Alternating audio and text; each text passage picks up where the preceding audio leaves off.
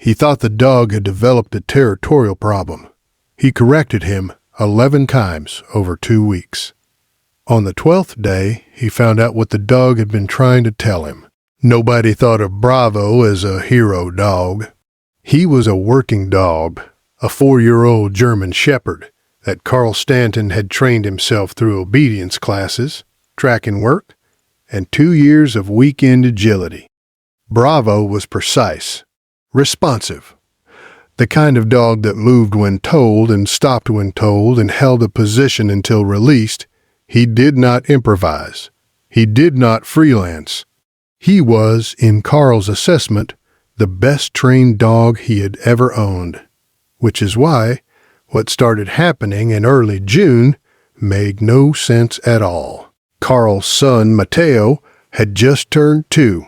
He had recently discovered that the yard existed and that he was allowed in it, and that the back corner near the fence had excellent dirt for digging. Every afternoon when the back door opened, Mateo headed for that corner. On the 3rd afternoon in June, Bravo got there first.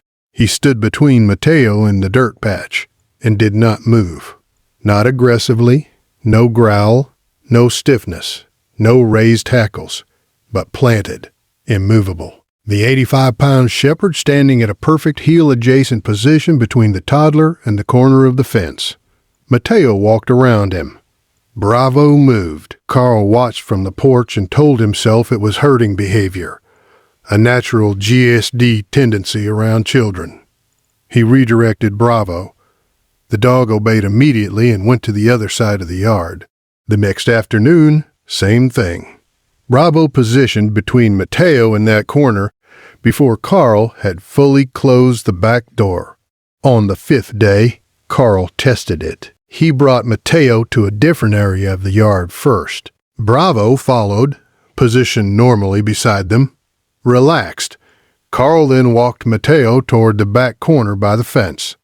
Bravo crossed the yard in front of them, stopped between Mateo and the fence, turned, and looked at Carl directly. Carl had trained dogs for 12 years. He had never seen an obedience-trained working dog use its body that deliberately outside of a specific command. He corrected Bravo again. His wife, Donna, who had spent 6 years as a veterinary technician, watched the whole sequence from the kitchen window. She said it quietly when Carl came inside. "He's not being stubborn. He's communicating." Carl had heard this before. The anthropomorphizing of dog behavior was something he was careful about. He had corrected it gently in other people for years. Dogs did not reason. They responded. They were not communicating. They were exhibiting behavior shaped by drives and training and instinct. He went back out the next afternoon with a clear protocol. The dog would hold a downstay on the other side of the yard.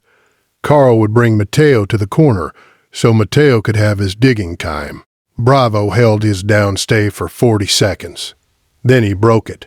He crossed the yard, the first deliberate command break Carl had ever seen from him, and positioned himself between Mateo and the fence. If you stay for stories about what animals sense before we do, you're in the right place. Subscribe so you don't miss the next one. Carl called the trainer he had used for Bravo's obedience certification the following day. She came on a Thursday. She watched the behavior once. She walked to the fence corner without the toddler and crouched down. She pressed her palm flat against the ground near the base of the fence post. Then she stood up. "Carl." Her voice was flat. She had stepped back 2 paces. "Get Mateo inside and call an exterminator." Beneath the surface of the dirt patch, 15 inches down and invisible from above, was a ground yellow jacket nest. The colony had been building through May and June, sealed under the grass with an entrance hole the diameter of a golf ball, positioned directly beneath the soil Mateo had been digging in. The surface showed nothing, no mounding, no visible entry. But the vibration of small hands digging in the soil above it would have triggered a defensive swarm.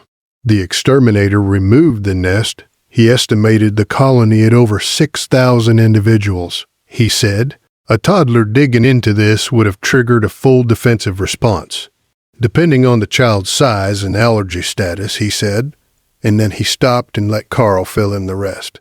The trainer stood in the yard afterward looking at Bravo, who had gone directly to the now treated area, sniffed it twice, and walked back to the center of the lawn without interest. He was tracking the vibration, she said.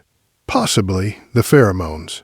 Dogs detect yellow jacket colony chemical signatures. He knew something was in there. Has your dog ever tried to keep your child from something you couldn't see? Drop your story in the comments. Mateo didn't know any of this. He dug in a different part of the yard that afternoon and found a particularly excellent stick. Bravo lay in the grass nearby and watched him with the patient attention of an animal that has finished a job and is now simply present. Every guardian deserves to be recognized, even the ones who never asked for anything in return. Subscribe so you never miss the next one. Carl never fully described the feeling of watching his trained, obedient, precise working dog stand in that yard and choose the toddler over the command. He just kept the photo. Bravo at the edge of the lawn. Mateo in the background with his stick. The treated corner of the fence behind them both. It looked like nothing. It was everything. Next, a dog who wouldn't let a mother sleep for 7 nights straight before anyone understood what her baby's body was already doing.